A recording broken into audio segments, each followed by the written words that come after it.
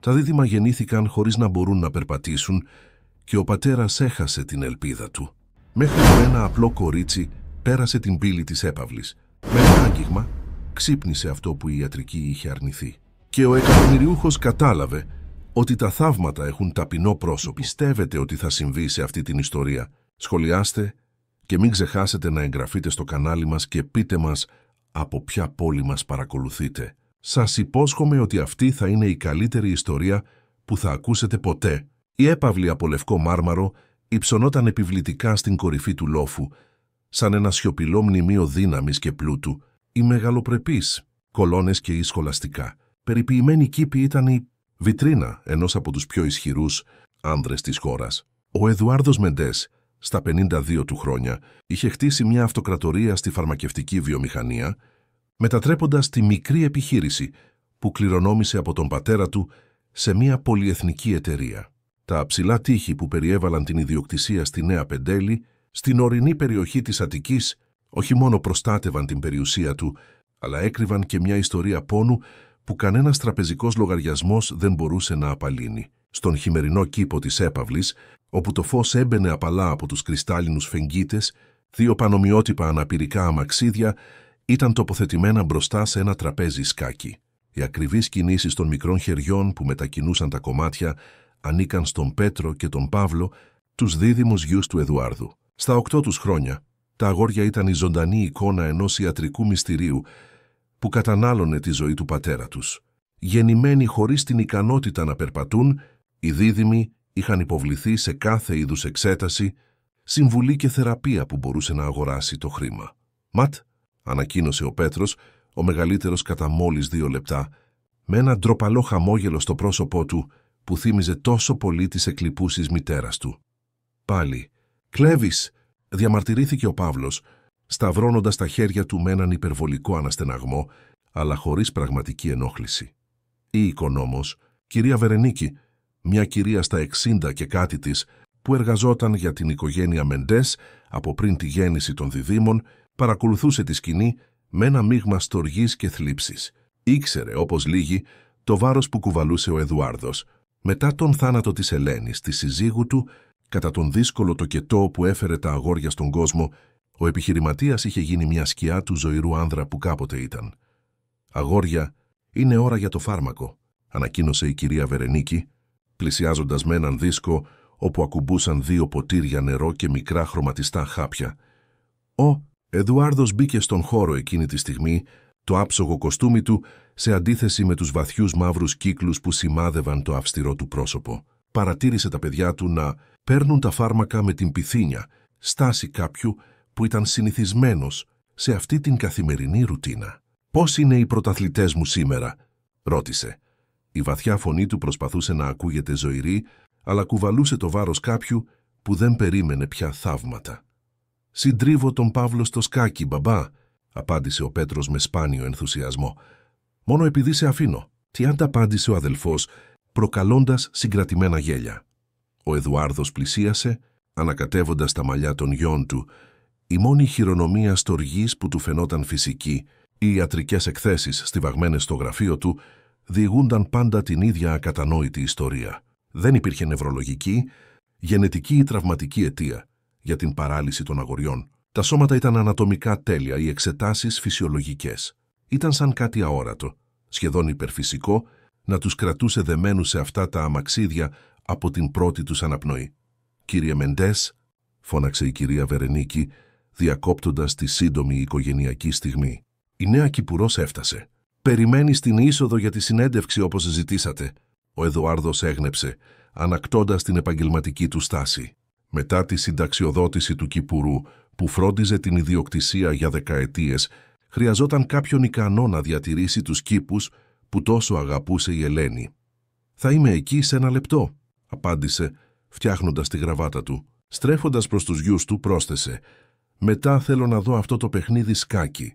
Ίσως προκαλέσω τον νικητή». Στην ευρύχωρη είσοδο, με το μαρμάρινο δάπεδο που αντανακλούσε το φυσικό φως σαν καθρέφτης, περίμενε η Μάρσια Ολιβέιρα, μια γυναίκα 40 ετών, με σγουρά μαλλιά δεμένα σε έναν απλό κότσο, σκληρά χέρια και αποφασιστικό βλέμμα. Δίπλα της, μισοκρυμμένη πίσω από τη μητέρα της, Ήταν η Λία, η 9χρονη κόρη της. Το κορίτσι είχε μαύρα μαλλιά πλεγμένα σε πολλές μικρές κοτσίδες, διακοσμημένες με χρωματιστές χάντρες και μεγάλα, περίεργα μάτια που φαινόταν να απορροφούν κάθε λεπτομέρεια του πολυτελούς περιβάλλοντος. Ο Εδουάρδος μπήκε στην είσοδο με όρθια στάση και το σοβαρό ύφος που εκφόβιζε στελέχη σε αίθουσες συσκέψεων. Σταμάτησε, φανερά ενοχλημένος από την παρουσία του παιδιού. «Καλημέρα, κυρία Ολιβέιρα. Δεν με ενημέρωσαν ότι θα φέρνατε παρέα για τη συνέντευξη», είπε με την υπολογισμένη ψυχρότητα κάποιου που ήταν συνηθισμένος να ελέγχει κάθε πτυχή του σύμπαντός του. Μάρσια προχώρησε, νευρική, αλλά διατηρώντας την αξιοπρέπειά της. «Συγγνώμη, κύριε Μεντές, είμαι ανήπαντρη μητέρα και σήμερα είναι Σάββατο. Δεν είχα που να αφήσω την κόρη μου. Σας διαβεβαιώνω ότι είναι ήσυχη και δεν θα προκαλέσει προβλήματα όσο συζητάμε». Ο Εδουάρδος αξιολόγησε την κατάσταση για μια στιγμή. Άλλες φορές θα είχε τερματίσει τη συνέντευξη επιτόπου, αλλά κάτι στο βλέμμα του κοριτσιού, ένα μείγμα γνήσιας περιέργειας και μιας ασυνήθιστης ηρεμίας για την ηλικία της, τον έκανε να διστάσει. «Εντάξει, ας πάμε στο γραφείο μου. Η κυρία Βερενίκη μπορεί να μείνει με το κορίτσι στην είσοδο». «Ευχαριστώ, κύριε, αλλά...» ξεκίνησε η Μάρσια διστακτικά. «Η Λία δεν αισθάνεται άνετα με αγνώστους. Σας υπόσχομαι ότι θα μείνει ήσυχη σε μία αγωνία». Ο Εδουάρδος υποχώρησε με έναν σχεδόν ανεπαίσθητο αναστεναγμό. Στο δωμάτιο, ενώ συζητούσαν τις λεπτομέρειες της δουλειάς, εμπειρία με τροπικά φυτά, γνώση βιολογικής λίπανσης, διαθεσιμότητα για εργασία τα Σαββατοκύριακα, δεν μπορούσε παρά να παρατηρεί πως το κορίτσι παρακολουθούσε τα πάντα με ένα ιδιαίτερο ενδιαφέρον. Δεν ήταν το τυπικό εκθαμβωτικό βλέμμα κάποιου που εντυπωσιάζεται από την πολυτέλεια, αλλά αυτό κάποιου που φαινόταν να βλέπει πέρα από τις επιφάνειες. Η συνέντευξη εξελίχθηκε αποτελεσματικά.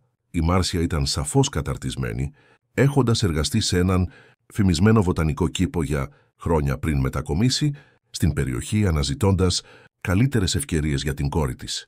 Το βιογραφικό ήταν άψογο, οι συστάσεις στέρεες. Ο Εδουάρδος αποφάσισε να την προσλάβει με την προϋπόθεση ότι η κόρη της δεν θα παρεμβαίνει στην εργασία. Όταν ολοκλήρωναν τις συμβατικές λεπτομέρειες, διακόπηκαν από την κυρία Βερενίκη, η οποία μπήκε βιαστικά στο γραφείο. «Κύριε Εδουάρδε, συγχωρέστε με, αλλά τα αγόρια ζητούν να σας δουν. Είναι ανήσυχα σήμερα». Η οικονόμος έριξε ένα σημαντικό φλέμα στον εργοδότη της. Το τουτίμ είδος του βλέμματος, που χρόνια συνύπαρξης το καθιστούσαν εύγλωτο. Τέας του ανήσυχες μέρες των διδήμων συνήθως περιλάμβαναν εφιάλτες, ερωτήσεις για τη μητέρα που δεν γνώρισαν ή απλά αυτή την ανεξήγητη μελαγχολία που τους έπλητε κατά καιρούς. «Θα μείνουμε εδώ μόνο για λίγα λεπτά ακόμα», απάντησε ο Εδουάρδος, κοιτάζοντας το ρολόι του. Τότε η Λία, που μέχρι εκείνη τη στιγμή είχε παραμείνει σιωπηλή, μίλησε για πρώτη φορά. «Τους αρέσουν οι ιστορίες?» ρώτησε με μια απαλή αλλά καθαρή φωνή. Ο Εδουάρδος και η κυρία Βερενίκη στράφηκαν προς το κορίτσι έκπληκτοι. «Πώς?»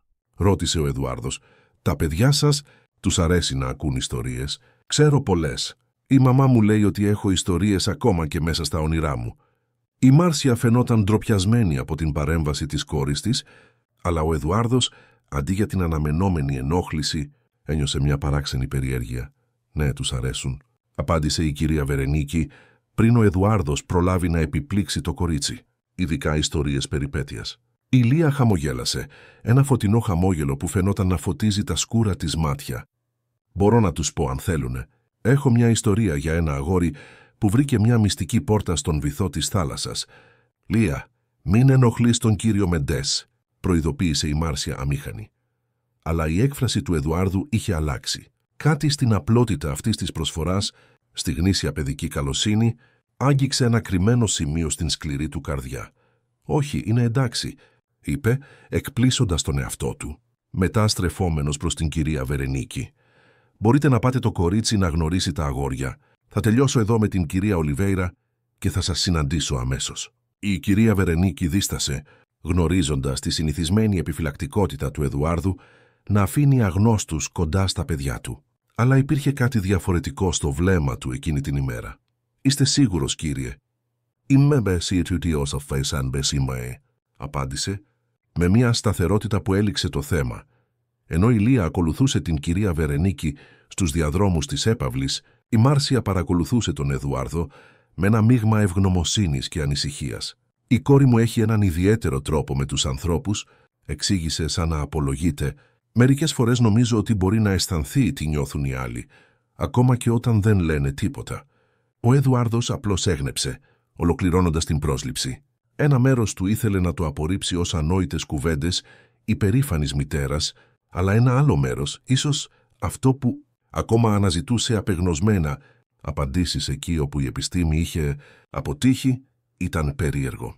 Στον χειμερινό κήπο, η κυρία Βερενίκη σύστησε τη Λία στους διδύμους, οι οποίοι παρακολουθούσαν την νεοφερμένη με την τυπική επιφυλακτικότητα παιδιών που δεν είχαν συνηθίσει την παρέα συνομιλίκων τους. Η οικονόμος εξήγησε εν συντομία ότι η Λία ήταν η κόρη της νέας Κυπουρού και ότι είχε μια ιστορία να μοιραστεί μαζί τους. «Τι είδους ιστορία?» ρώτησε ο Παύλος, ο πιο δύσπιστος από τους δύο. «Μια αληθινή ιστορία», απάντησε η Λία καθισμένη στο πάτωμα κοντά στα αναπηρικά αμαξίδια, σαν να ήταν αυτό το πιο φυσικό μέρος στον κόσμο για αυτήν. Για ένα αγόρι που δεν μπορούσε να περπατήσει στη στεριά, αλλά ανακάλυψε ότι μπορούσε να κολυμπήσει γρηγορότερα από όλα τα ψάρια του ωκεανού. Τα μάτια των διδύμων άνοιξαν διάπλατα με γνήσιο ενδιαφέρον και ακόμα και η κυρία Βερενίκη, που ετοιμαζόταν να αποχωρήσει διακριτικά, σταμάτησε για να ακούσει την αρχή της αφήγησης. «Πώς το ανακάλυψε?» ρώτησε ο Πέτρος σκύβοντας μπροστά στο αμαξίδιό του.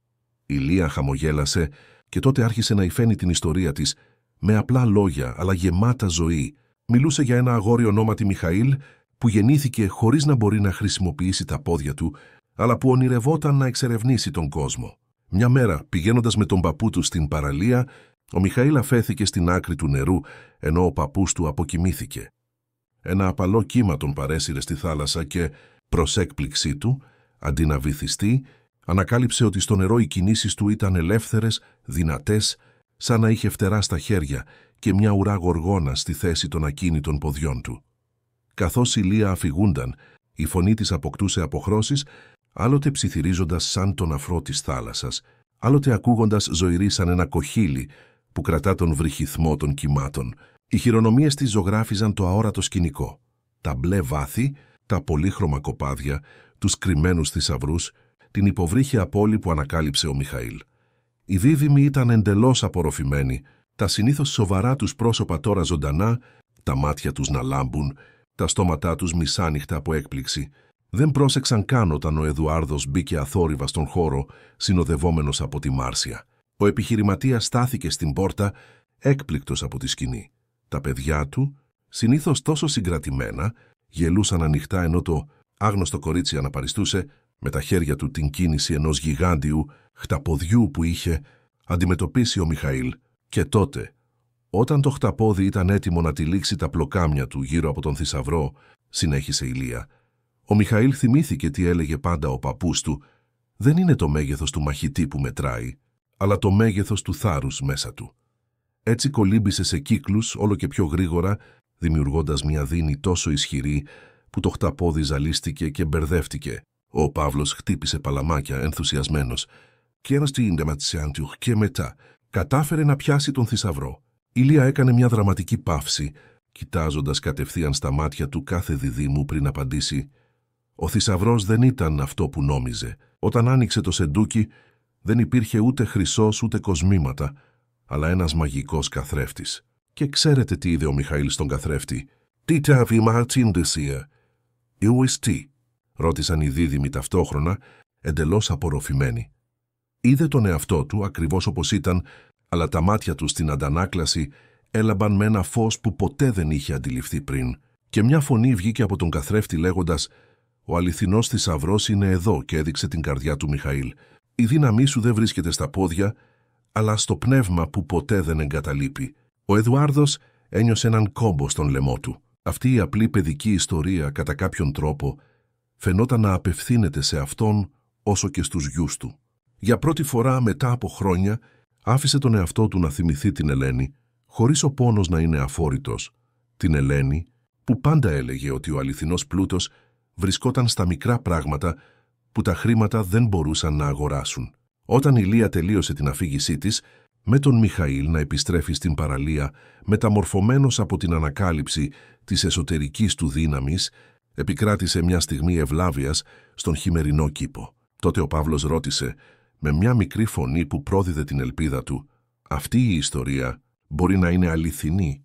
Άνθρωποι σαν εμάς μπορούν πραγματικά να βρουν ένα μέρος όπου να είναι ελεύθεροι».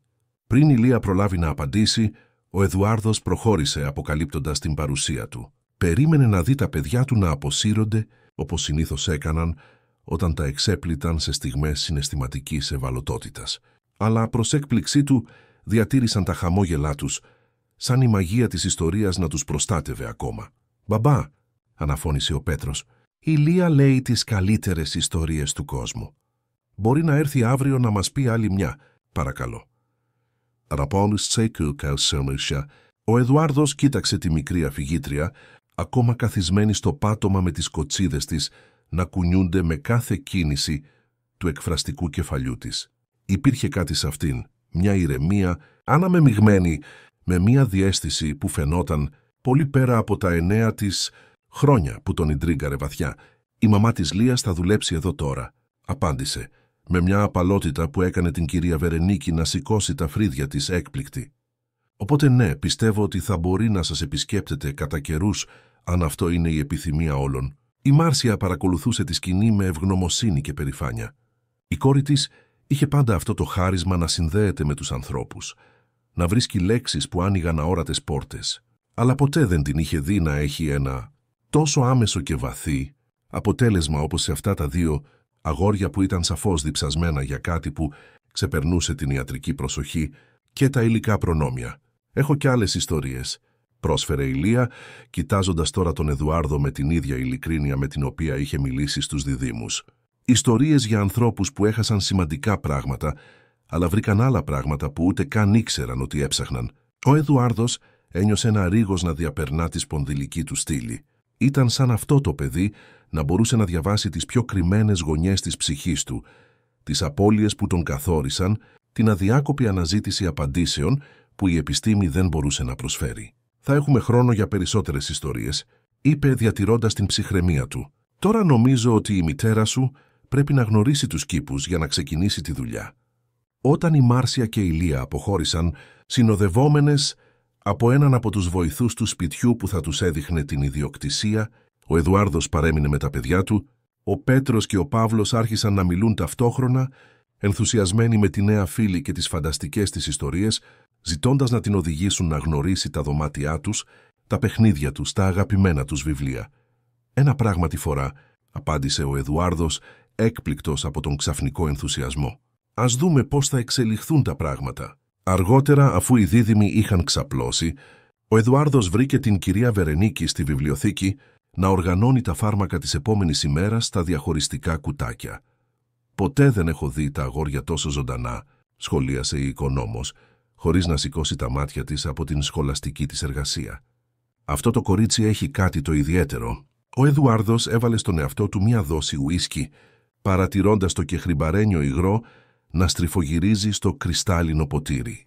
«Είναι απλώς η γοητεία της καινοτομίας», απάντησε, προσπαθώντας να ακούγεται πραγματιστής. «Σύντομα θα περάσει». Η κυρία Βερενίκη τον κοίταξε επιτέλους, με εκείνο το βλέμμα κάποιου που τον γνώριζε από τότε, που ακόμα έτρεχε στους ίδιους διαδρόμους, που τώρα διέσχιζε με βαριά βήματα, απογοητευμένου άνδρα.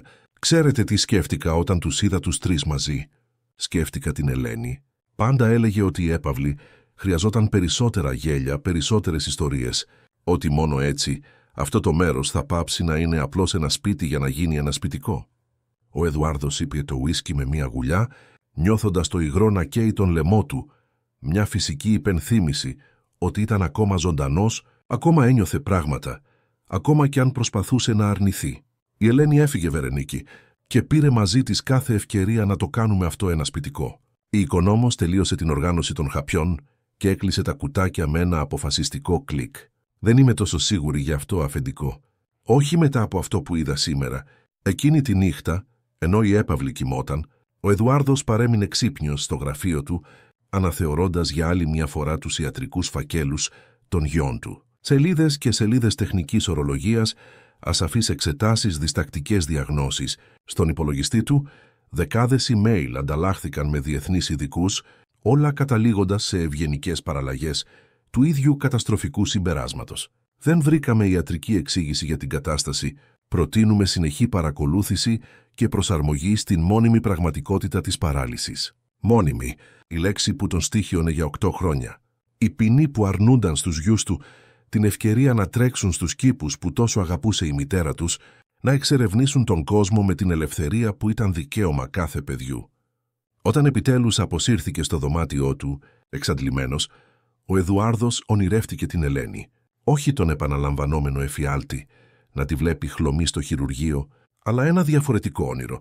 Ήταν στον κήπο, γελούσε με τα μαλλιά της λιτά στον άνεμο. «Άκου», έλεγε δείχνοντας κάπου ανάμεσα στις τριανταφυλλιές. «Άκου τι προσπαθούν να σου πούν». Ξύπνησε με την πρώτη ακτίνα του ήλιου, με ένα παράξενο αίσθημα προσμονής, ένα συναίσθημα σχεδόν ξεχασμένο στη μεθοδική και στερημένη εκπλήξεων ζωή του. Έξω από το παράθυρό του μπορούσε να δει τη Μάρσια να δουλεύει ήδη στους κήπους και δίπλα της τη Λία να βοηθάει να φυτέψουν νέα λουλούδια σε ένα παλιότερα παραμελημένο παρτέρι. Για μια φευγαλαία στιγμή, ο Εδουάρδος επέτρεψε στον εαυτό του να φανταστεί ένα μέλλον διαφορετικό από αυτό που είχε σχεδιάσει για τον εαυτό του και τους γιους του, ένα μέλλον όπου φανταστικές ιστορίες θα μπορούσαν να είναι περισσότερο από απλές διασκεδάσεις, όπου μυστήρια θα είχαν απροσδόκητες λύσεις, όπου η λέξη «μόνιμη» δεν θα ήταν μια τελική ποινή. Απόθυσε τη σκέψη με μια ανυπόμονη χειρονομία, επιστρέφοντας στην αυστηρή του ρουτίνα.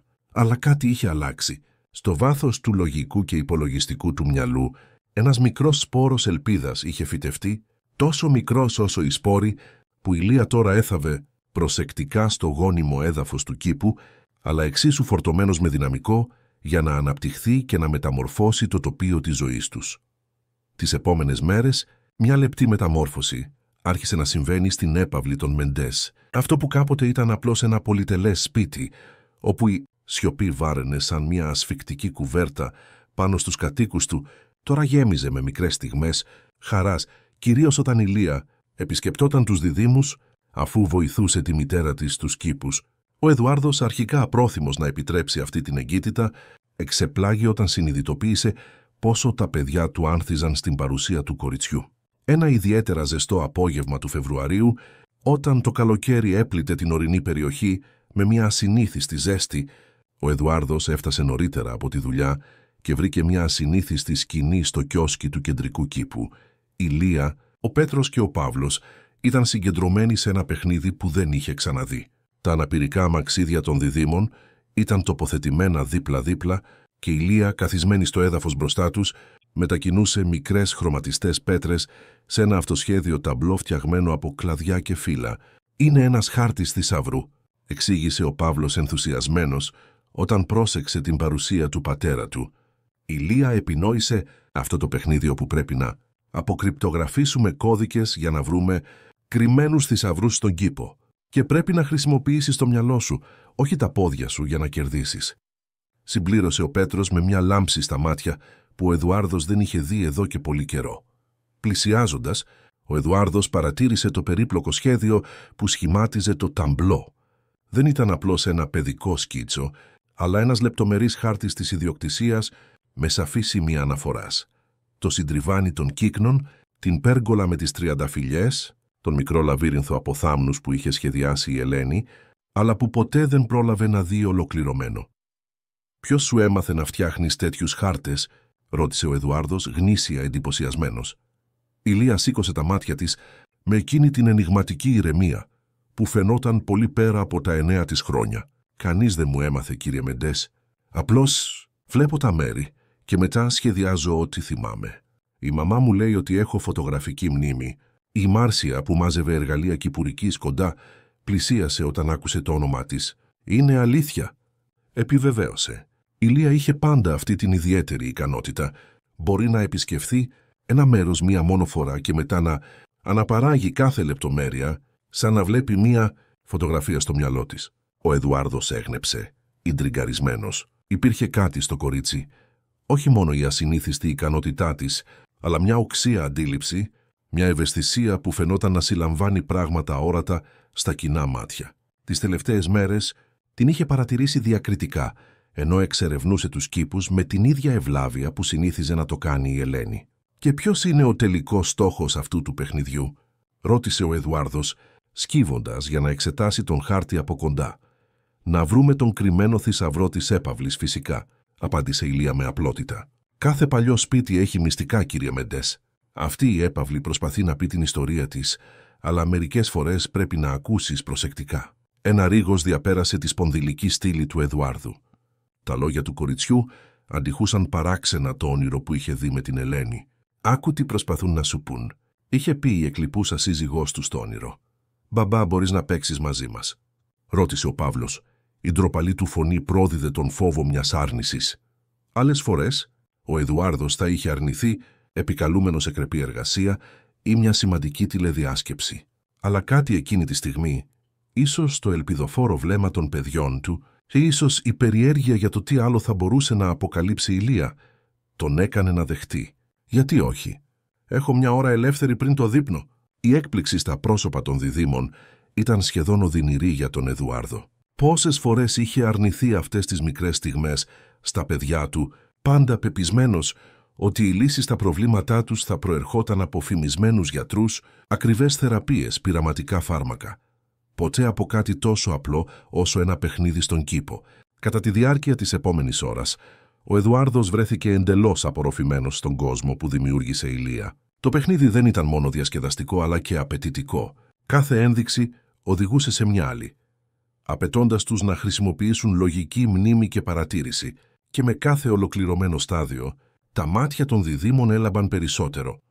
Η επόμενη ένδειξη βρίσκεται εκεί όπου το μάρμαρο κλαίει αιώνια δάκρυα, διάβασε η Λία από ένα μικρό πάπυρο που είχαν βρει θαμμένο δίπλα στην κεντρική πηγή. «Το συντριβάνι των κύκνων», αναφώνησε αμέσως ο Πέτρος.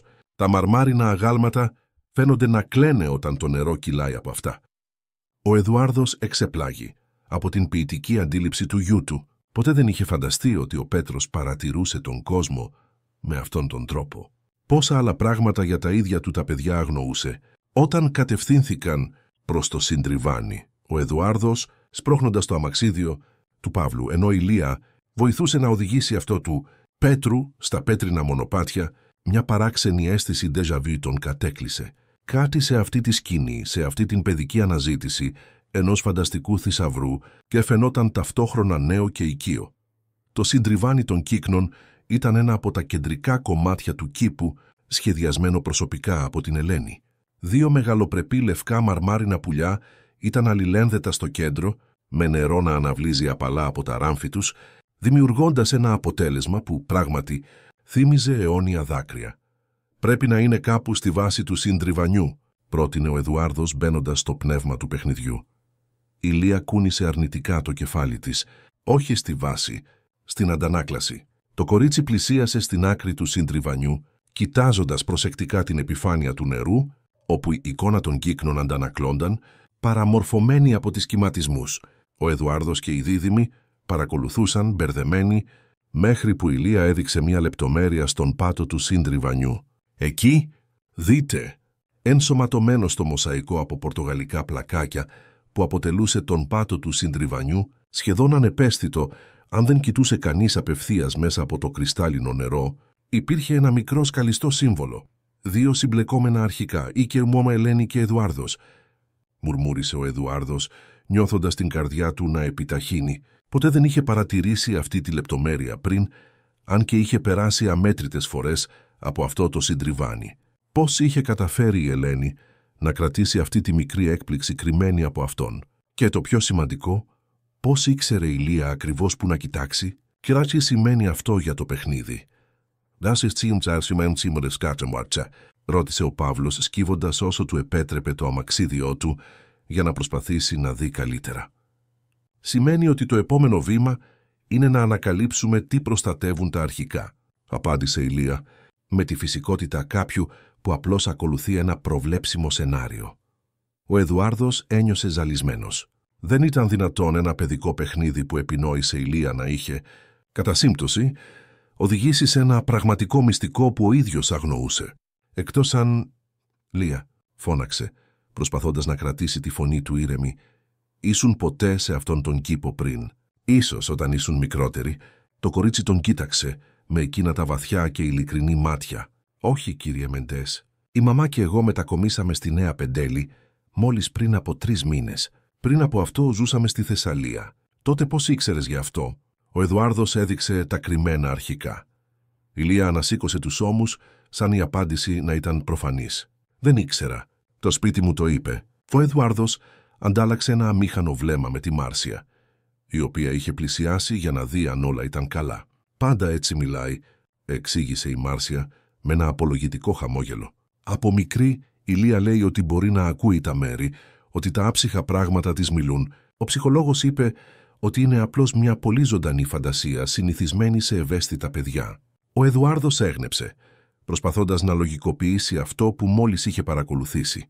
Συμπτώσεις συνέβαιναν και τα παιδιά είχαν πράγματι μια διαφορετική αντίληψη της πραγματικότητας, συχνά παρατηρώντας λεπτομέρειες που οι ενήλικες, βιαστικοί, παρέβλεπαν. Τίποτα υπερφυσικό, απλώς το παρατηρητικό μυαλό ενός οξυδερκούς παιδιού. «Και τι πρέπει να κάνουμε τώρα?» ρώτησε, αποφασίζοντας να συνεχίσει το παιχνίδι, ακόμα και με την παράξενη δυσφορία που άρχιζε να νιώθει. «Πρέπει να ψάξουμε κάτι που σχετίζεται με αυτά τα αρχικά», πρότεινε ο Πέτρος, αναλαμβάνοντας την ηγεσία για πρώτη φορά. «Κάτι που η μαμά άφησε για εσάς, μπαμπά». Η αναφορά στη μητέρα, που έγινε με τόση φυσικότητα, εξέπληξε τον Εδουάρδο. Οι δίδυμοι σπάνια μιλούσαν για την Ελένη, σαν να αντιλαμβάνονταν ενστικτωδώς πόσο οδυνηρό ήταν το θέμα για τον πατέρα τους. Αλλά τώρα, εμπλεκόμενοι σε αυτή την παράξενη κυνήγη θησαυρού, φαινόταν ότι ένα αόρατο φράγμα είχε σπάσει. «Νομίζω ότι ξέρω πού να ψάξω», είπε ο Εδουάρδος μετά από μια στιγμή σκέψης. «Ελάτε μαζί μου». Ακολούθησαν ένα μικρό ημικυκλικό περίπτερο στο πίσω μέρος του κήπου, σχεδόν κρυμμένο από αναρριχόμενα λουλούδια. Ήταν το αγαπημένο μέρος της Ελένης, όπου συνήθιζε να διαβάζει, να σχεδιάζει τα τοπιογραφικά της σχέδια ή απλά να ατενίζει τη φύση. Ο Εδουάρδος είχε διατηρήσει τον χώρο ανέπαφο, μετά τον θάνατό της, ένα είδος ιερού που σπάνια επισκεπτόταν. Καθώς έμπαιναν, οι δίδυμοι παρέμειναν σιωπηλοί, νιώθοντας ενστικτωδώς τη σημασία του τόπου. Ο Εδουάρδος κατευθύνθηκε προς ένα μικρό σιρτάρι από μαόνι στη γωνία, όπου διατηρούνταν ένα βάζο με φρέσκα λουλούδια. Η κυρία Βερενίκη φρόντιζε να μην λείπουν ποτέ λουλούδια από αυτόν τον χώρο. «Η μητέρα σας περνούσε ώρες εδώ», εξήγησε ο Εδουάρδος, ανοίγοντας το επάνω σιρτάρι του σιρταριού. «Αποκαλούσε αυτό το μέρος τον μικρό μου παράδεισο». Από μέσα από το σιρτάρι έβγαλε ένα σκαλιστό ξύλινο κουτάκι. «Οι δίδυμοι δεν το είχαν ξαναδεί ποτέ. Τι είναι αυτό, μπαμπά?» ρώτησε ο Παύλος με τα μάτια του ορθάνυχτα από περιέργεια. «Ένα γαμήλιο δώρο που έδωσα στη μητέρα σας», απάντησε ο Εδουάρδος, η φωνή του ελαφρώς πνιγμένη. «Μια κοσμηματοθήκη φτιαγμένη ειδικά για αυτήν». Άνοιξε το κουτί με λεπτότητα. Στο εσωτερικό, επενδυμένο με μπλε βελούδο, ακουμπούσαν μερικά κοσμήματα που η Ελένη φορούσε συχνά. Ένα ζευγάρι μαργαριταρένια σκουλαρίκια, μια καρφίτσα με ζαφύρια, ένα οικογενειακό δαχτυλίδι. Αλλά δεν ήταν αυτό που έψαχνε ο Εδουάρδος. «Παράξενο», μουρμούρισε συνοφριωμένος. «Θα έπρεπε να είναι εδώ». «Τι, κύριε Μεντές?» ρώτησε η Λία, που παρακολουθούσε τα πάντα με προσοχή. «Ένα μενταγιόν. Ένα χρυσό μενταγιόν σε σχήμα καρδιάς που έδωσα στην Ελένη την ημέρα του γάμου μας. Τα ίδια αρχικά του συντριβανιού ήταν χαραγμένα πάνω του. Ποτέ δεν το έβγαζε. Εκτός από...» Ο Εδουάρδος σταμάτησε καταπίνοντας. Η Ελένη φορούσε το μενταγιόν όταν μπήκε σε πρόωρο τοκετό. Όταν την είδε για τελευταία φορά, χλωμή και ακίνητη στο χειρουργείο, το μενταγιόν ήταν ακόμα στο λαιμό της. Οι γιατροί είχαν πει ότι είχε θαυτεί με αυτό, όπως θα ήταν η επιθυμία της. «Εκτός από πότε», επέμεινε ο Πέτρος, αδιάφορος για τη συναισθηματική αναταραχή του πατέρα του. «Δεν έχει σημασία», απάντησε ο Εδουάρδος γρήγορα. «Πρέπει να έχει φυλαχτεί αλλού. Ας συνεχίσουμε το παιχνίδι με άλλο τρόπο». Αλλά η Λία είχε απομακρυνθεί από την ομάδα. Στεκόταν κοντά στο παράθυρο του περιπτέρου, κοιτάζοντας επίμονα κάτι μέσα από το τζάμι. «Οι τριανταφυλλιές καλούν», είπε με έναν σχεδόν αφηρημένο τόνο. «Πώς?» ρώτησε ο Εδουάρδος, πλησιάζοντας. Η Λία έδειξε την πέργολα με τις λευκές τριανταφυλλιές που βρισκόταν λίγα μέτρα μακριά. «Εκεί πρέπει να πάμε τώρα. Οι τριανταφυλλιές φυλάσσουν μυστικά». Ο Εδουάρδος ένιωσε ένα ρίγος. Η Ελένη λάτρευε τις λευκές τριανταφυλλιές. Η πέργολα ήταν ένα από τα τελευταία της σχέδια πριν ανακαλύψει την εγκυμοσύνη. Εκεί καθόταν για να γράφει στο ημερολόγιό της. Σκέφτηκε ανακαλώντας σχεδόν ξεχασμένες εικόνες της Ελένης, έγκυος γαλήνια κάτω από τον θόλο των τριανταφυλλιών, να γράφει στο μικρό της δερματόδετο τετράδιο. Όταν έφτασαν στην πέργολα, ο ήλιος άρχιζε ήδη να δει, βάφοντας τον ουρανό με αποχρώσεις πορτοκαλί και ροζ που αντανακλούνταν στα λευκά πέταλα, δίνοντάς τους μια σχεδόν υπερφυσική λάμψη. Η Μάρσια, ανήσυχη για την ώρα, επέμεινε ότι αυτή και η Λία έπρεπε να επιστρέψουν σπίτι. «Έχουμε ξεπεράσει την ώρα μας, κύριε Μεντές. Μπορώ να ετοιμάσω ένα γρήγορο σνακ για τα αγόρια, πριν φύγουμε, αν θέλετε». Ο Εδουάρδος έγνεψε, ευχαριστώντας την για την προσοχή της, αλλά παρατήρησε την απογοήτευση στα μάτια των παιδιών του. Το κυνήγι θησαυρού είχε διακοπεί στην πιο ενδιαφέρουσα στιγμή. «Μπορούμε να συνεχίσουμε αύριο?» ρώτησε ο Πέτρος ελπιδοφόρα. «Φυσικά και ναι», απάντησε η Λία χαμογελώντας. «Ο θησαυρός περίμενε όλο αυτό τον καιρό. Μπορεί να περιμένει ακόμα μία μέρα». Ενώ η Μάρσια και η Λία απομακρύνονταν προς το κεντρικό σπίτι, ο Εδουάρδος παρέμεινε στην πέργολα με τους διδύμους, νιώθοντας μια παράξενη ανησυχία. Κάτι σε αυτό το μέρος, στα λόγια της Λίας, στο χαμένο μενταγιόν, όλα αναμειγνύονταν στο μυαλό του σαν κομμάτια ενός παζλ που δεν μπορούσε να ταιριάξει. «Μπαμπά», φώναξε ο Παύλος, βγάζοντάς τον από τις σκέψεις του. «Πιστεύεις ότι η μαμά άφησε πραγματικά κάτι κρυμμένο για εμάς?» Η ερώτηση, που έγινε με τόση αθωότητα και ελπίδα, βρήκε τον Εδουάρδο απροετοίμαστο. Πώς να εξηγήσει στα παιδιά του ότι όλα αυτά ήταν απλώς ένα παιχνίδι, ένα φανταστικό παιχνίδι? Πώς να πει ότι η μητέρα που ποτέ δεν γνώρισαν δεν είχε αφήσει κρυμμένους θησαυρούς ούτε μυστικά μηνύματα, μόνο ένα κενό που τίποτα δεν φαινόταν να γεμίζει? «Η μητέρα σας άφησε τον μεγαλύτερο θησαυρό που μπορεί να αφήσει κάποιος», απάντησε τελικά, επιλέγοντας τις λέξεις με προσοχή. «Άφησε εσάς τους δύο και πιστέψτε με, δεν υπάρχει τίποτα στον κόσμο πιο πολύτιμο για μένα». Οι δίδυμοι χαμογέλασαν, αλλά ο Εδουάρδος αντιλήφθηκε ότι η απάντηση δεν τους είχε ικανοποιήσει πλήρως. Ήταν σε εκείνη την ηλικία που άρχιζαν να αμφισβητούν τον κόσμο, να διαμορφώνουν τις δικές τους απόψεις. Και σαφώς η άφιξη της Λίας είχε ξυπνήσει σε αυτούς ένα νέο είδος περιέργειας. Για το παρελθόν, για τη μητέρα που γνώριζαν μόνο από φωτογραφίες, για τα μυστήρια που το σπίτι όπου ζούσαν θα μπορούσε να κρύβει. Στην επιστροφή προς το κεντρικό σπίτι, ο Εδουάρδος έσπροχνε τα αναπηρικά αμαξίδια στα πέτρινα μονοπάτια, ενώ ο ουρανός σκοτίνιαζε γρήγορα. Τα αυτόματα φώτα του κήπου άρχισαν να ανάβουν ένα προς ένα, δημιουργώντας ένα σχεδόν μαγικό σκηνικό. «Μπαμπά», είπε ο Πέτρος ξαφνικά, «η Λία είπε ότι μπορεί να ακούει όταν είμαστε λυπημένοι, ακόμα και όταν δεν λέμε τίποτα». Ο Εδουάρδος επιβράδυνε, έκπληκτος από την παρατήρηση. Και τι άλλο είπε? «Ότι η θλίψη κάνει έναν θόρυβο σαν βροχή που πέφτει σε στέγη από τσίγκο», απάντησε ο Παύλος, «και ότι το σπίτι μας έχει πολύ βροχή μέσα, ακόμα και όταν ο ουρανός είναι καθαρός». Ο Εδουάρδος δεν ήξερε τι να απαντήσει. Η μεταφορά ήταν παράξενα ποιητική και ενοχλητική ταυτόχρονα. Είπε επίσης, συνέχισε ο Πέτρος, ότι μερικές φορές αισθάνεται την παρουσία της μαμάς στον κήπο, κυρίως κοντά στις λευκές τριανταφυλλιές. Ο Εδουάρδος σταμάτησε απότομα, νιώθοντας την καρδιά του να χτυπά δυνατά. Η Λία το είπε αυτό. «Πότε, φυλάκι είμαι εσύ και λίρα με κάσια σαν πια μαστάκας, σήμερα τη οποία πόντ σύντρενο παίζαμε», εξήγησε ο Παύλος. «Είπε ότι μερικοί άνθρωποι, ακόμα και αφού φύγουν, αφήνουν ένα κομμάτι του εαυτού τους στα μέρη που αγάπησαν και ότι η μαμά ακόμα φροντίζει τον κήπο και εμάς». Η ιδέα ήταν παρηγορητική και ενοχλητική ταυτόχρονα. Ο Εδουάρδος δεν ήταν θρησκευόμενος ή προληπτικός άνθρωπος. Πίστευε στην επιστήμη, σε αποδείξιμα γεγονότα.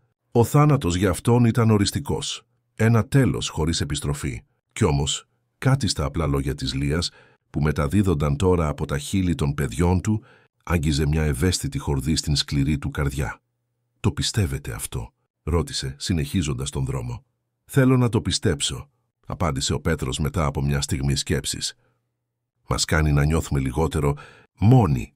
Εκείνη τη νύχτα, αφού οι δίδυμοι είχαν ξαπλώσει, ο Εδουάρδος επέστρεψε μόνος του στον κήπο. Το φεγγάρι φώτιζε τα μονοπάτια, καθιστώντας περιττά τα τεχνητά φώτα. Ένιωσε να τον έλκει ξανά η πέργολα με τις τριανταφυλλιές, σαν κάτι να τον καλούσε. Καθισμένος στον ίδιο πάγκο όπου συνήθιζε να κάθεται η Ελένη, έκλεισε τα μάτια του, επιτρέποντας τον εαυτό του, για πρώτη φορά μετά από χρόνια, να νιώσει πλήρως τον πόνο της απώλειας, όχι τον οξύ και απελπισμένο πόνο των πρώτων ημερών, αλλά έναν ώριμο βαθύ πόνο που είχε γίνει μέρος του σαν μία ουλή. «Τι προσπαθείς να μου πεις, Ελένη?» μουρμούρισε στη σιωπή της νύχτας. Μόνο το απαλό θρώισμα των φίλων του απάντησε. Ο Εδουάρδος άνοιξε τα μάτια του και το βλέμμα του έπεσε σε μια λεπτομέρεια που ποτέ δεν είχε παρατηρήσει πριν. Μια από τις πέτρες που αποτελούσαν τη βάση της πέργολας φαινόταν ελαφρώς ατέριαστη με τις άλλες. Έντρομος πλησίασε για να εξετάσει καλύτερα. Η πέτρα πράγματι ήταν χαλαρή. Με προσοχή ο Εδουάρδος την αφαίρεσε, αποκαλύπτοντας μια μικρή κοιλότητα από κάτω. Η καρδιά του σχεδόν σταμάτησε όταν είδε τι υπήρχε μέσα. Ένα μικρό δερμάτινο τετράδιο, προστατευμένο από ένα σφραγισμένο πλαστικό σακουλάκι. Το ημερολόγιο της Ελένης. Με τρεμάμενα χέρια ο Εδουάρδος το έβγαλε από την κρυψώνα. Ήξερε ότι έπρεπε να σεβαστεί την ιδιωτικότητα της συζύγου του, ακόμα και μετά τον θάνατό της, αλλά κάτι του έλεγε ότι η Ελένη είχε κρύψει το ημερολόγιο εκεί σκοπίμως, ίσως για να βρεθεί μια μέρα. Επέστρεψε γρήγορα στο σπίτι, αποφεύγοντας να τον δει η κυρία Βερενίκη ή οποιοσδήποτε άλλος υπάλληλος. Στο γραφείο του κλείδωσε την πόρτα και έβαλε το ημερολόγιο στο τραπέζι, παρατηρώντας το σαν να ήταν ένα ιερό αντικείμενο ή μια βόμβα έτοιμη να εκραγεί. Το τετράδιο ήταν σε καλή κατάσταση, προστατευμένο από το πλαστικό περίβλημα. Στο εξώφυλλο τα αρχικά της Ελένης ήταν χαραγμένα σε χρυσό, ήδη λίγο ξεθοριασμένο. Ο Εδουάρδος δίστασε. Το χέρι του αιωρούνταν πάνω από το ημερολόγιο. Θα ήταν παραβίαση να το ανοίξει ή θα ήταν υποχρέωση, δεδομένου του τρόπου που βρέθηκε. Τελικά πήρε την απόφασή του. Αν υπήρχαν απαντήσεις που έπρεπε να βρεθούν για το παρελθόν, για τη μυστηριώδη κατάσταση των διδήμων, για οτιδήποτε, θα μπορούσαν να βρίσκονται εκεί. Η Ελένη ήταν πάντα παρατηρητική, διαισθητική. Αν κάτι παράξενο είχε συμβεί κατά την εγκυμοσύνη της, θα το είχε καταγράψει. Ο Εδουάρδος άνοιξε το ημερολόγιο στις τελευταίες σελίδες, υποθέτοντας ότι θα ήταν οι πιο πρόσφατες καταχωρήσεις, γραμμένες κατά τη διάρκεια της κοίησης. Η κομψή και ρευστή γραφή της Ελένης γέμισε τα μάτια του, φέρνοντας την πίσω για μια στιγμή, σαν να ήταν εκεί, μιλώντας απευθείας σε αυτόν. 10 Ιουνίου, 7ος μήνας κοίησης. Κάτι δεν πάει καλά. Φοβάμαι να μιλήσω στον Εδουάρδο. Είναι τόσο ενθουσιασμένος με τα μωρά, τόσο απασχολημένος με την επέκταση της εταιρείας. Αλλά αυτές οι ναυτίες δεν είναι φυσιολογικές, ούτε αυτή η συνεχής αδυναμία. Ο Δορπέτα. Βίκτορ λέει ότι είναι συνηθισμένος σε δίδυμες κοίησεις, αλλά γιατί δεν μπορώ να νιώσω τα μωρά να κινούνται όπως πριν. Ήταν τόσο δραστήρια τον 5ο μήνα. Τώρα μόλις κινούνται. Η γραμματέας του Εδουάρδου, η Χριστίνα, ήταν εκπληκτικά προσεκτική, φέρνοντάς μου ειδικά τσάγια που, όπως λέει, θα βοηθήσουν με τις ναυτίες. Αλλά αφού τα πίνω νιώθω ακόμα πιο αδύναμη. Είμαι παρανοϊκή ή υπάρχει κάτι που δεν βλέπω. Ο Εδουάρδος ένιωσε το αίμα του να παγώνει. Η Χριστίνα ήταν η γραμματέας του για σχεδόν μια δεκαετία, μια υποδειγματική υπάλληλος, πάντα αφοσιωμένη, πάντα παρούσα. Μετά τον θάνατο της Ελένης και τη γέννηση των διδήμων, ήταν αυτή που τον είχε βοηθήσει να αναδιοργανώσει την εταιρεία, να προσλάβει νοσοκόμες, να βρει τους καλύτερους γιατρούς. Την εμπιστευόταν απόλυτα. Γύρισε τη σελίδα με την καρδιά του να χτυπά δυνατά. 20 Ιουνίου. Συνέβη ξανά. Αφού ήπια το τσάι της Χριστίνας, ένιωσα ζάλι και χρειάστηκε να ξαπλώσω αμέσως. Όταν ξύπνησα, ώρες αργότερα την βρήκα στο δωμάτιό μου, να οργανώνει τα φάρμακά μου. Είπε ότι η Βερενίκη της είχε ζητήσει να το κάνει, αλλά όταν ρώτησα τη Βερενίκη αργότερα, φάνηκε μπερδεμένη. Κράτω δείγματα από τα τσάγια σε μικρά φιαλίδια. Αν οι υποψίες μου είναι σωστές, όχι, είναι τρέλα. Γιατί η Χριστίνα θα έκανε κάτι για να με βλάψει. Εργάζεται για τον Εδουάρδο εδώ και χρόνια, είναι σχεδόν μέλος της οικογένειας. Αλλά δεν μπορώ να αγνοήσω αυτό που νιώθω. Τα μωρά είναι τόσο ήσυχα και ο Εδουάρδος είναι πάντα τόσο απασχολημένος για να παρατηρήσει οτιδήποτε. Πρέπει να μιλήσω με κάποιον, ίσως με τη Βερενίκη. Ο Εδουάρδος δεν μπόρεσε να συνεχίσει να διαβάζει. Η πιθανότητα που παρουσιαζόταν ήταν πολύ τερατώδης για να ληφθεί υπόψη. Η Χριστίνα, η πιστή του γραμματέας, να δηλητηριάζει την έγκυο σύζυγό του. Ήταν αδιανόητο. Πρέπει να υπήρχε άλλη εξήγηση για τις υποψίες της Ελένης. Στρες, ορμόνες εγκυμοσύνης, υπερβολική φαντασία λόγω του άγχους μιας πρώτης κοίησης. Αλλά τι θα γινόταν αν ήταν αλήθεια? Και τι θα γινόταν αν το μυστήριο της παράλυσης των διδήμων δεν ήταν ένα σκληρό καπρίτσιο της φύσης, αλλά αποτέλεσμα σκόπιμης δηλητηρίασης. Ο Εδουάρδος ένιωσε ναυτία. Έπρεπε να αναπνεύσει. Έβαλε προσεκτικά το ημερολόγιο στο σιρτάρι του γραφείου του και το κλείδωσε. Έπρεπε να επεξεργαστεί αυτό που είχε διαβάσει, να εξετάσει όλες τις πιθανότητες πριν βγάλει βιαστικά συμπεράσματα ή κάνει κατηγορίες. Βγαίνοντας στο μπαλκόνι του δωματίου του, ο Εδουάρδος κοίταξε τη σκοτεινή απεραντοσύνη του κήπου από κάτω. Από κάπου μακριά άκουσε τον απαλό ήχο μιας μουσικής, πιθανώς το ραδιόφωνο ενός από τους υπαλλήλους που ζούσαν στις εγκαταστάσεις της ιδιοκτησίας. Η μελωδία, θλιβερή και γλυκιά ταυτόχρονα, φαινόταν να τυλίγει την έπαυλη σαν ένα πέπλο. «Τρελαίνομαι», σκέφτηκε ο Εδουάρδος, «ή υπάρχει πραγματικά κάτι εδώ που αγνοούσα όλα αυτά τα χρόνια». Η εικόνα της Λίας ήρθε στο μυαλό του. Τα βαθιά και σοφά της μάτια, τα ενιγματικά της λόγια, η άμεση σύνδεσή της με τους διδύμους, η ικανότητά της να βρίσκει κρυμμένα μυστικά σαν το σπίτι να της μιλούσε. Πραγματικά, θα ήταν δυνατόν ένα 9χρονο παιδί να είχε αντιληφθεί μέσα σε λίγες μέρες αυτό που εκείνος δεν είχε καταφέρει να δει σε 8 ολόκληρα χρόνια. Στον ορίζοντα τα πρώτα φώτα της αυγής άρχισαν να διακρίνονται, φέρνοντας υποσχέσεις για μια νέα μέρα. Ο Έδουαρδος δεν είχε κοιμηθεί, αλλά ένιωθε παράξενα σε εγρήγορση, σαν να ξυπνούσε από έναν μακρύ λίθαργο. Κάτι είχε αλλάξει ανεπανόρθωτα. Ένα πέπλο είχε σηκωθεί. Και για πρώτη φορά μετά από πολλά χρόνια, ο Έδουαρδος ένιωσε κάτι διαφορετικό από απελπισία ή παραίτηση. Ένιωσε αποφασιστικότητα. Αν υπήρχαν απαντήσεις που έπρεπε να βρεθούν, θα τις έβρισκε. Αν υπήρχε δικαιοσύνη που έπρεπε να αποδοθεί, θα την απέδιδε. Το χρωστούσε στην Ελένη, το χρωστούσε στους γιους του και κατά κάποιον τρόπο το χρωστούσε και στη μικρή Λία, που είχε φέρει φως σε ένα σπίτι βυθισμένο για πολύ καιρό στις σκιές. Το επόμενο πρωί έφερε μια νέα ενέργεια στην έπαυλη των Μεντές. Ο Εδουάρδος, μετά από μια ολόκληρη άγρυπνη νύχτα ξαναδιαβάζοντας αποσπάσματα από το ημερολόγιο της Ελένης, αποφάσισε ότι ήταν ώρα να δράσει. Αν οι υποψίες της συζύγου του είχαν βάση και το ένστικτό του έλεγε ότι ναι, τότε τα παιδιά του είχαν πέσει θύματα ενός αποτρόπαιου εγκλήματος, στερημένα του βασικού δικαιώματος να περπατούν λόγω της αρρωστημένης αιμονής κάποιου. Η απλή πιθανότητα έκανε το αίμα του να βράζει από αγανάκτηση.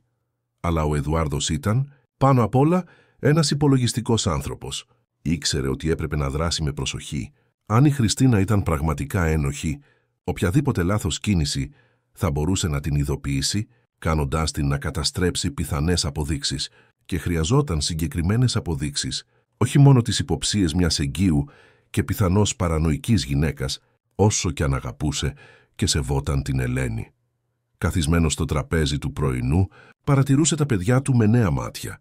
Ο Πέτρος και ο Παύλος συζητούσαν ζωηρά για τα σχέδια της ημέρας, ανυπομονώντας για την άφιξη της Λίας, για να συνεχίσουν το μυστηριώδες κυνήγι θησαυρού.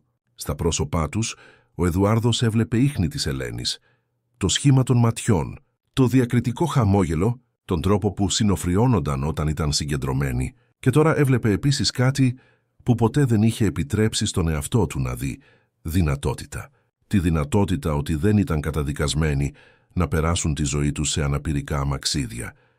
«Δεν κοιμηθήκατε καλά, αφεντικό?» ρώτησε η κυρία Βερενίκη, βάζοντας ένα φλιτζάνι δυνατό καφέ μπροστά του. Τα έμπειρα μάτια της παρατήρησαν τους βαθιούς μαύρους κύκλους, την κούραση ζωγραφισμένη στο πρόσωπο του άνδρα που είχε δει να μεγαλώνει. «Είχα πολλά να σκεφτώ, Βερενίκη», απάντησε ο Εδουάρδος, πίνοντας μια γουλιά από τον ζεστό καφέ.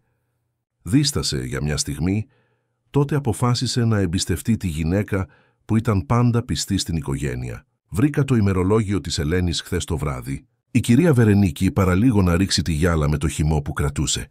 «Το ημερολόγιο πού?»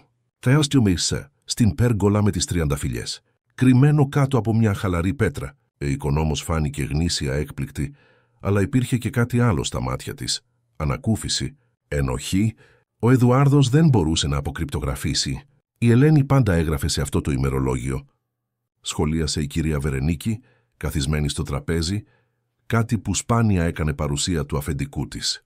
Ειδικά κατά τη διάρκεια της εγκυμοσύνης, έλεγε ότι ήταν ένας τρόπος να μιλάει με τα μωρά, να τους λέει πως ένιωθε ενώ τους περίμενε.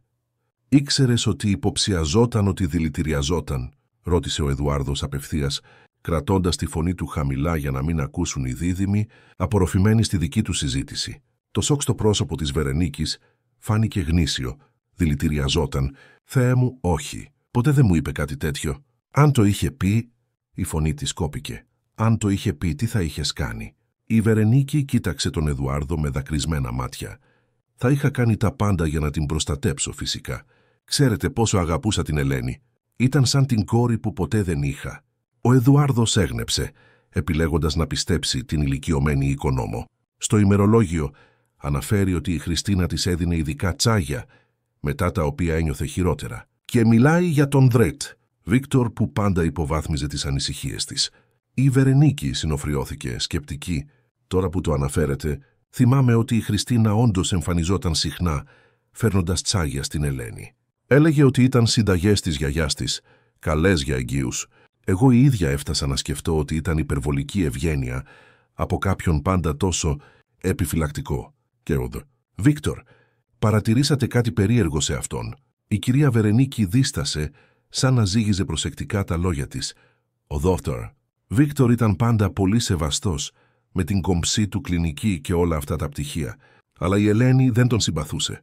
Έλεγε ότι μιλούσε περισσότερο σε εσάς για την εγκυμοσύνη της παρά σε αυτήν την ίδια. Σαν να ήταν απλώς ένα δοχείο, όχι ένα άτομο». Τα λόγια της Βερενίκης έκαναν τον Εδουάρδο να νιώσει ακόμα χειρότερα. Ήταν αλήθεια.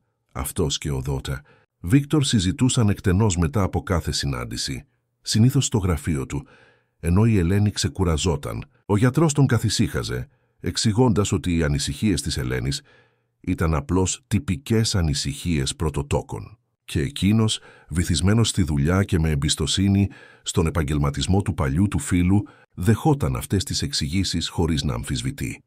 «Χρειάζομαι τη βοήθειά σου, Βερενίκη», είπε ο Εδουάρδος, παίρνοντας μια ξαφνική απόφαση. «Αλλά αυτό που θα σου ζητήσω πρέπει να μείνει απολύτως μεταξύ μας». Η οικονόμος έγνεψε, σοβαρή. «Μπορείτε να